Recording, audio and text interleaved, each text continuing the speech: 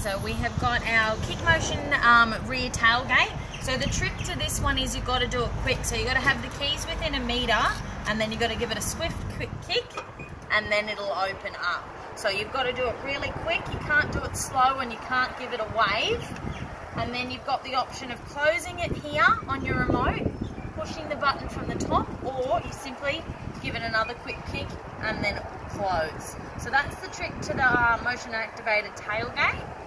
And then what we'll do is, if we come around this side here, what I'll do is the keyless entry system.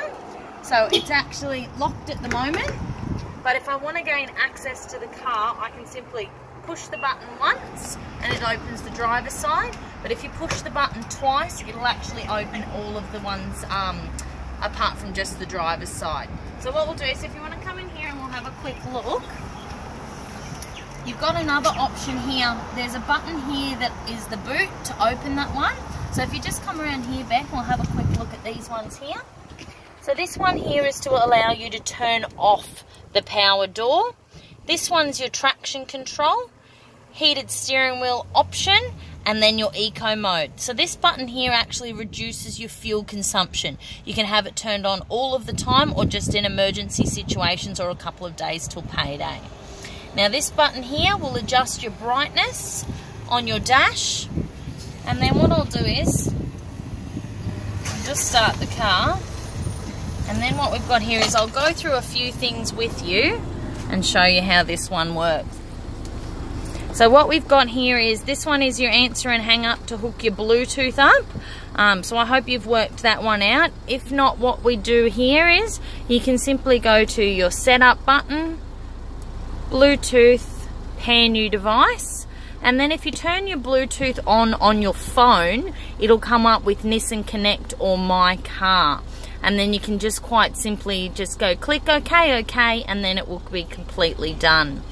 So we've got a few options to look at here. That was the Bluetooth, answer and hang up. This is your cruise control, really nice and simple, on, and then it'll come up here, cruise control is on. Then when you hit your 60 or 80 or desired speed, you go down to set. Now if you put your foot on the brake and you slow down, you can quite simply just hit reset and it'll go back up to the speed that you've set it at. Now this side over here, you've got your automatic headlights. So standard headlights on or auto, which means they will actually come on when it hits dusk, or if you've got a car driving along your high beam, it'll adjust as well. And then this one here is your fog lights. We move over to these ones here, standard wipers, you can set those as well, and then if you change your toggle, you can go to auto. Now you've got a middle screen in there at the moment, and you can see that that one's got a little car, but there's a trick on this side here. You can actually use your little arrow button and change the display. My favourite one is this one, the big large digital display of the speed. On this side, obviously standard volume, flick through your radio station or your songs, so that's all organised. If we move over here, you've got your dual climate control, which means you can simply change the temperature separately, or if you push the middle button, you can change them together. So that's really good for driver and passenger to have that different temperature. Now these ones here, this little sun and moon, that one there is to make your screen darker or brighter. So if you're driving along at night time and you find it's too bright, you can actually dim that one down. Standard map, when you're using your navigation. When you're on a road, there's generally a speed indicator here, so that'll tell you what speed that you're required to travel at on the road.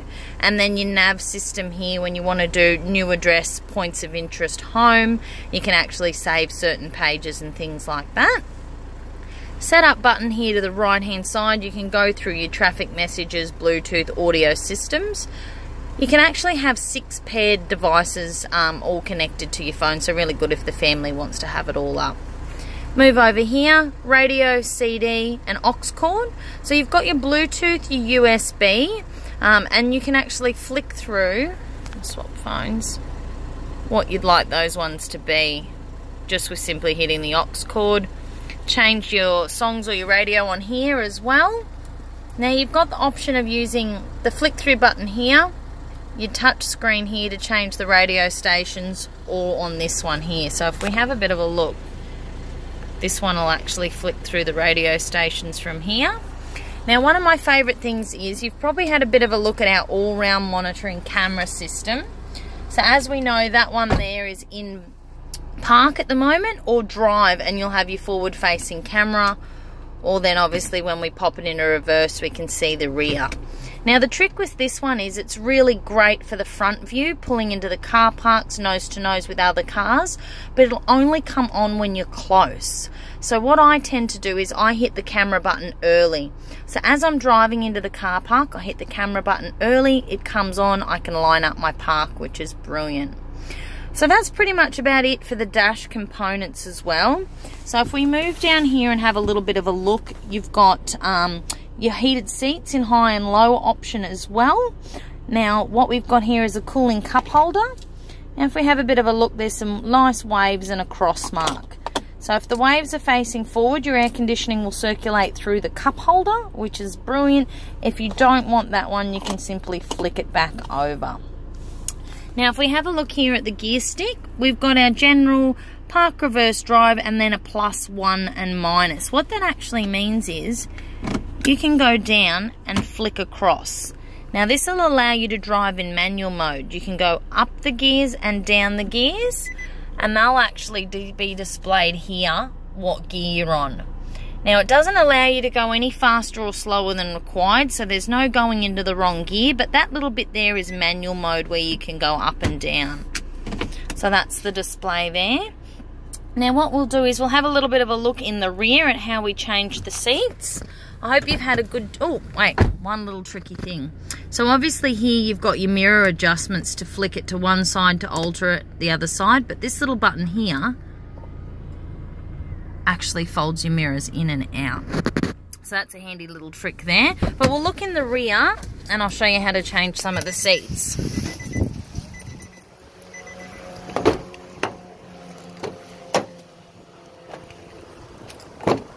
Alright, so what we've got in the rear is, you've got your rear air conditioning is standard.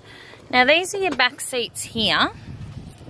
So if we have a look here, little armrest in the middle, can simply pull that there and then the armrest will come down. These little components on the rear actually allow you to alter the position of the rear seat. So you've got an option to go nice and reclined all the way back, or you can go one standard, or you can go all the way at the top. So that's how you adjust the rear backrest position.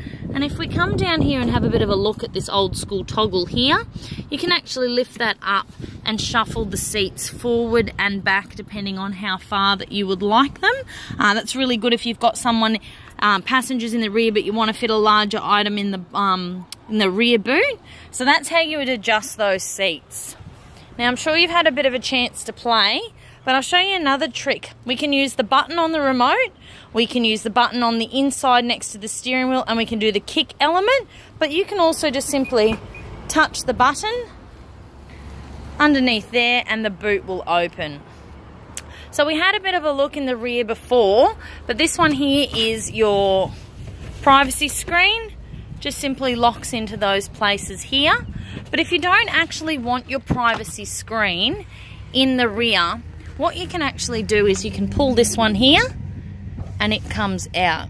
So it's just quite a simple little mechanism that you pull along here, and then what it actually does is it tucks away in this rear compartment here.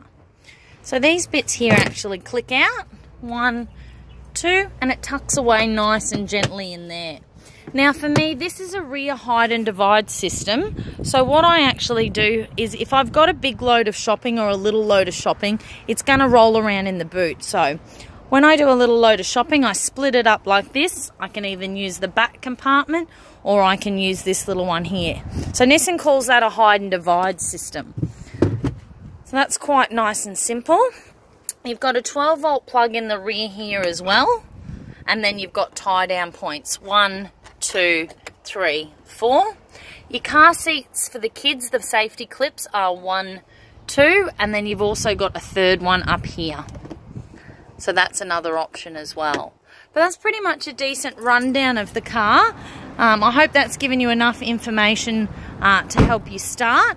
One last little bit and piece here is we've got the electronic seat function. So we know we've got the standard forward and back, but you've also got an up and a down button as well, backrest, lumbar support. So that's pretty much all the tricks of the trade with the X-Trail. But if you have any questions, you can give me a call, or if you need me to run through something a bit more specific, quite happy to give you a hand. All right, thank you very much, Elissa. I hope you're enjoying your X-Trail and continue to. Thank you for your time. Bye.